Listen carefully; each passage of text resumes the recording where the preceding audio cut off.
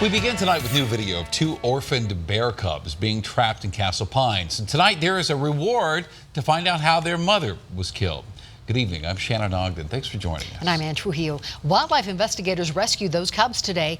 They're now orphans. Denver 7's Jacqueline Allen found outrage among the neighbors there. Tonight, wildlife investigators aren't saying yet how the mama bear died, but the man who found her here in his front yard is now offering a $2,500 reward for information on who killed her, and the entire neighborhood is behind him. In a place people live to be near nature, we'll have deer that literally walk up in our yard. Wildlife are a part of life.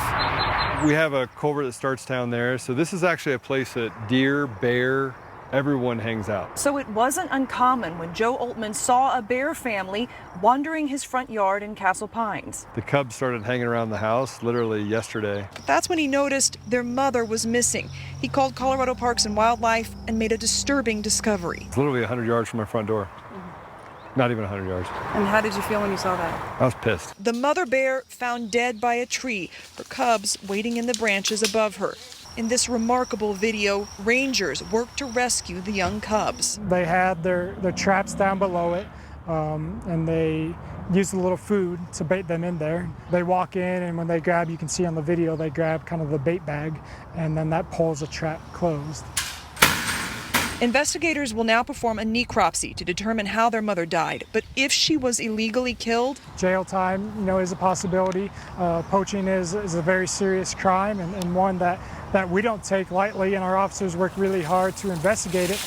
After being cooled off with water, these cubs are headed across the state to a wildlife rehabilitation center in southwest Colorado. While CPAW is asking anyone with information to come forward, neighbors have started a separate GoFundMe account to raise reward money. But for Joe, this is personal. He's offering a separate $2,500 reward from his own money for answers. I think he should just come forward. I think we're going to find out who he is. It's just a matter of time. Any hunter knows, any person knows you don't shoot a mama bear when it has its cub. You just don't. You just don't do it. In Castle Pines, Jacqueline Allen, Denver 7. That is just heartbreaking. Right now, thunderstorms are moving across the Front Range. The Rockies were put into a weather delay tonight because of lightning. And those lightning strikes are still lighting up the sky. Let's check in with meteorologist Stacy Donaldson, tracking the radar tonight. Little disturbance moving through. So as we look at the radar here right around the Denver metro, we have lightning up toward the airport and down toward Castle Rock. All these showers moving up toward the metro area. So we will continue to see a little rain and lightning here for the area as we go through the rest of tonight. And we also have chances for rain going into the weekend. I'll let you know when those will be showing up in just a few minutes. All right, Stacy, thank you. Love them or hate them, the geese around the metro make themselves known. And now Denver Parks and Rec has a plan to lower the geese population. It may be hard to stomach for some of you. Here's the deal. They want to capture the geese, turn them into food for families in need. It's a plan other cities across the country already have in place. And the city says it will be done in a humane way, and they will work with the USDA to make it happen. The donation to a needy, not just needy families, but to something where the geese will be used for a positive thing. That was something that we were very strong on, that we did not want them to end up in a landfill. And whether you want to hear it or not, Parks and Rec have already been collecting some of the birds from Denver parks over the last couple of weeks. 25 years later, and a man's death and his identity remain a mystery. And new technology is giving investigators hope, and they are asking for your help to solve this case. As Liz Gilardi shows us, they want to put a name to his face and finally put him to rest. It's hard to say what he was doing up there. Hard to say what happened. Just knowing that there is someone out there wondering where he is, if he's ever coming home, if he's alive. November 11th, 1993. A hiker set out near Gregory Canyon in Boulder. He made it past the second telephone pole and found a body. He was about 167 feet from the road and found in some shrubbery. At the time, investigators tried to figure out who he was, how he died. They eventually buried him in a grave that read John Doe, without any answers. We don't know. Then a year ago, Larissa Lampe, a lead investigator with the Boulder County Coroner's Office, took on the case. determined to solve this mystery for the man and his family. I find these cases, they really tug at my heartstrings. I just want to bring these families closure. There's someone out there that loves this man or loved this man. She reviewed the case file and found out DNA testing was not done. His remains had not been sent anywhere for an investigation. His cause of death remains undetermined. There's no outward trauma. There were no findings in his toxicology testing. So not only do we not know who he is, we don't know what happened to him at this point. The University of South Florida got involved. We profiled their body farm where they specialize in studying what happens to a body after someone dies. Through testing, they determined the man was born in the southeastern U.S. and was probably not a Colorado native. They also created this sketch. Had European ancestry, was a little bit older, maybe 30 to 45 years of age. Showing what he could have looked like. And they've created these tangible, visible reconstructions that we can look at, and now he has a face. And that's great. Like I said, maybe someone recognizes him. A previous sketch created by the university for another case helped identify a woman and solve a crime. Anyone, anywhere could know this person, and they just don't know it. So hoping that it draws somebody in that recognizes him. Hoping after all these years, she can put a name to this face. He deserves everything. We deserve to know who he is. He deserves closure, and he deserves to go be with his family, wherever that may be. Liz Gilardi, Denver 7.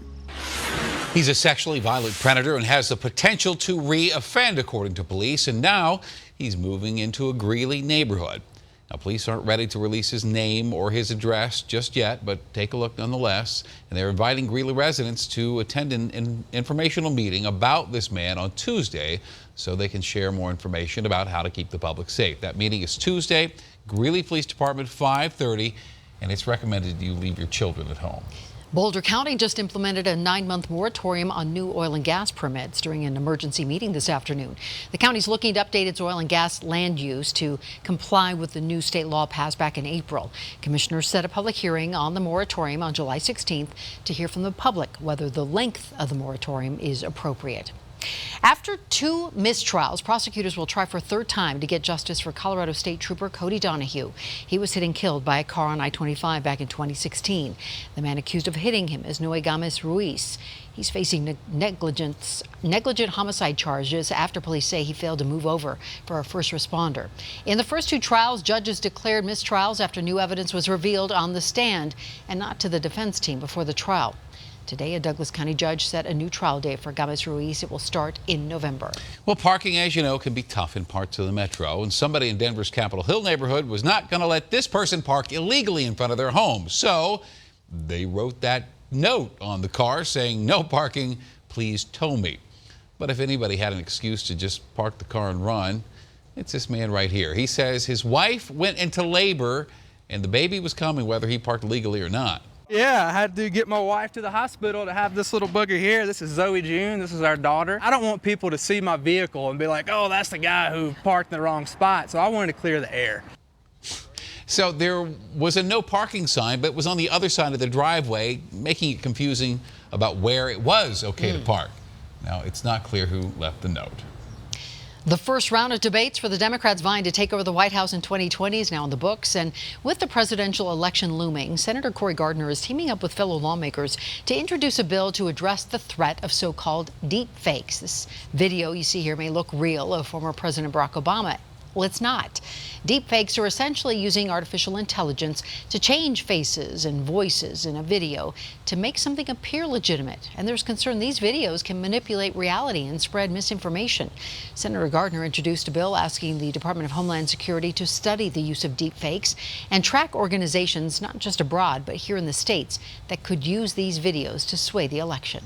Take y'all for a ride. I love riding.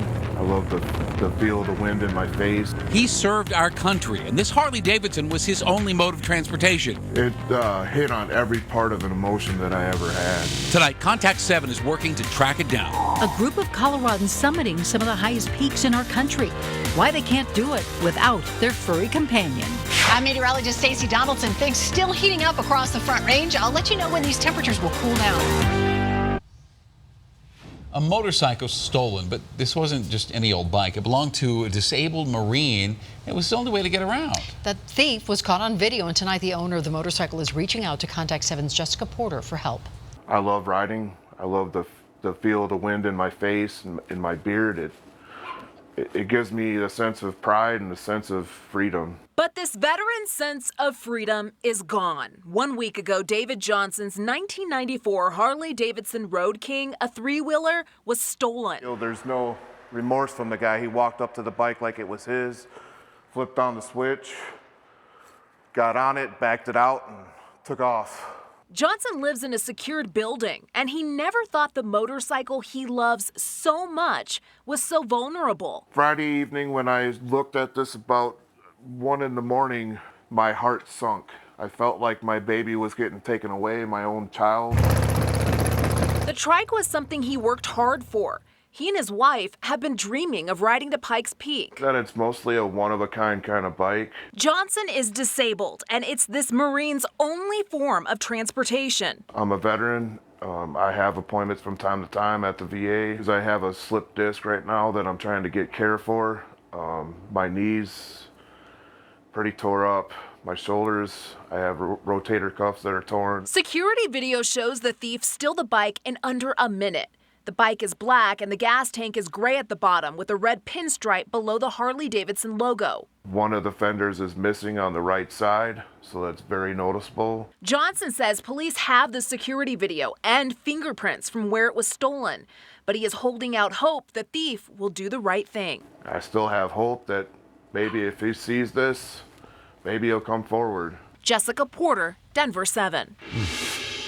A traffic alert tonight that could affect your weekend plans, especially if you use the Peoria exit off I-70. The ramp from Peoria to eastbound I-70 going to be closed all weekend long. The closure just went into effect 15 minutes and 35 seconds ago. The ramp should be reopened by 5 o'clock Monday morning. Crews are working on adding new bridges as part of the big Central 70 project. This is believed to be a first. A medical service dog summiting Mount Rainier south of Seattle just this past Monday. And tonight we're learning this climbing group is actually from Colorado. Now, Loki, the dog, climbed with owner Elizabeth Briggs. And Briggs isn't disclosing why she cannot hike without her service dog. She wants to keep that private. Fine. Well, they spent the last 2 years hiking, ice climbing, and completing 14ers across Colorado to prepare for Rainier. Loki has hiked 80 Colorado 14ers. Park rangers say there's no previous record of a service dog summiting Mount Rainier. Loki wore a harness certified for climbing as well as sun protection goggles. And we do want to warn you that just because Loki can do it, that doesn't mean any dog is capable. Wow, really impressive. They trained hard, yes. So Colorado, once again, you really stepped up. This time to help a World War II veteran's make his 100th birthday so special. All right, this is Frank Cunningham. He's still conquering the world on the eve of his 100th birthday. We got a special delivery for you, Grandpa. Look at this. Have you ever seen so many cards in your life? All of these cards are for you. Addressed right to you. Yeah, it's a miracle to me. It's a real miracle. It makes me happy. Good. How about that? Big birthday plans tomorrow. He's going to eat cake. He's going to open more cards, 2,000 cards. His grandson jokes it may take him till his 101st birthday to get through all of them. From 49 states. That was amazing. It was a scorcher out there today. Perfect day for ice cream, right? And now a Denver staple, Little Man Ice Cream, is making its way to the Sloan's Lake neighborhood. Little Man is opening a factory store on West Colfax next weekend, July 6th, so customers can get a better look at how the company makes their ice cream. You can also purchase your own pints to take with you so you can eat at home with your family or just by yourself. Pretty good ice cream. Ice cream eating weather this weekend, too. Definitely. I was thinking that exact thing. I'm like, do you have to share it? Yeah. Not always. Not always. And you have to eat it before it melts because really afternoon highs in the 90s today. This is our third 90-degree day. And it's been the hottest of them all, 96 degrees this afternoon. It'll be 68 degrees by 7 a.m. tomorrow morning, 80 degrees by 9 a.m. and by 11 a.m., 89. We'll still be in the 90s tomorrow afternoon, but for the area today, we were in the mid to upper 90s. So it won't be quite as hot. 96 today. We're expecting 94 tomorrow. Triple digits around Pueblo, Lamar. And down south toward Trinidad, 98 degrees, even 97 in Grand Junction, 87 in Eagle, and 85 in Aspen. Temperatures will be in the 70s and 80s for the high country if you plan on some outdoor activities there this weekend as well. So yes, third 90-degree day of the year. That's it. Last year at this time, we had about 17 or 18 of them already stacked up. We are going to see rain this weekend, and some of those scattered showers will turn into heavy thunderstorms next week as cooler air moves into the Front Range. Our current temperatures mostly in the 70s and 80s here for the Denver area. Little disturbance moving through right now. We just saw this pop up in the last hour or so. Some lightning, though, down toward Castle Rock and here toward the airport. And all of this moving from south to north. So we'll see a little more of this as we head into the next hour or so. But here in Denver, some sprinkles and then heavier rain out toward Pena Boulevard, right over the airport. We have some lightning strikes as well, and down to the south for Elizabeth, out toward Castle Rock, and down toward Colorado Springs. So we're keeping a close eye on these. No severe thunderstorm warnings or anything of that nature, but it's going to be hot again tomorrow, and especially through the central U.S. Look at how many states have heat advisories for the day tomorrow. That means the heat index level will make it feel like it's over 100 in most of those states. 64 degrees for us tonight. Some isolated storms, otherwise partly cloudy skies. Our temperatures staying warm pretty much all night, and by 7 a.m. tomorrow morning we'll have 70 degrees, and we'll be in the 90s tomorrow during the day. And we do have a slight chance for afternoon thunderstorms once again. Our futurecast showing pretty quiet conditions, except some high winds here across the eastern plains with temperatures in the 90s. We'll be at 92 by 1 o'clock. A few more scattered showers here off to our southwest as we head toward the evening. We have about a 20 to 30% chance of showers tomorrow afternoon. Otherwise, a warm day for us into the afternoon and evening. 94 for our high. We'll have 100 for Burlington. Triple digits here for southeastern Colorado. It's going to be a hot one statewide. If you are heading to the hills, it'll be toasty this weekend. As I mentioned, 70s and 80s for each afternoon, and we'll have more storms on Saturday and Sunday too. So 94 here in Denver. Scattered storms in the afternoon are a possibility. We'll have better chances for rain Sunday afternoon and evening. Highs dropping into the 80s.